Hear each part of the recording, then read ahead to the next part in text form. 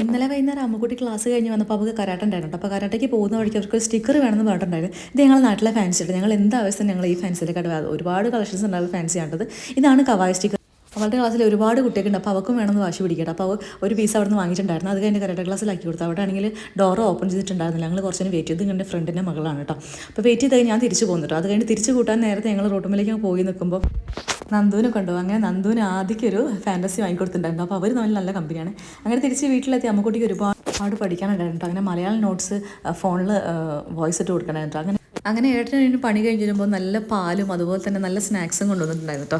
അങ്ങനെ നല്ല പാൽച്ചായൊക്കെ കാച്ചി അതുപോലെ തന്നെ ഈ ഒരു തേങ്ങേൻ്റെ കേക്ക് ഒരുപാട് ഇഷ്ടമാണ് കേട്ടോ.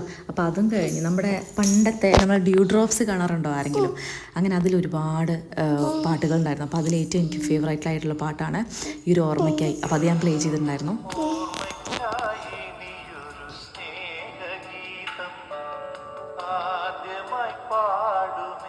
അപ്പോൾ അതും കേട്ട് ചായ കുടിച്ചിരുന്നത്. അപ്പോൾ സമയം 11:30 മണിയാണ്. അതും കഴിഞ്ഞ് വീടിൻ്റെ മുറ്റത്ത് നിലാവുണ്ടായിരുന്നു. അപ്പോൾ അത് നോക്കിയത് ഇതാണ് നമ്മുടെ വീടിൻ്റെ നൈറ്റ് വ്യൂ കേട്ടോ. അപ്പോൾ ഇത് ഒരുപാട് ആൾക്കാർ ചോദിച്ചിട്ടുണ്ടായിരുന്നു.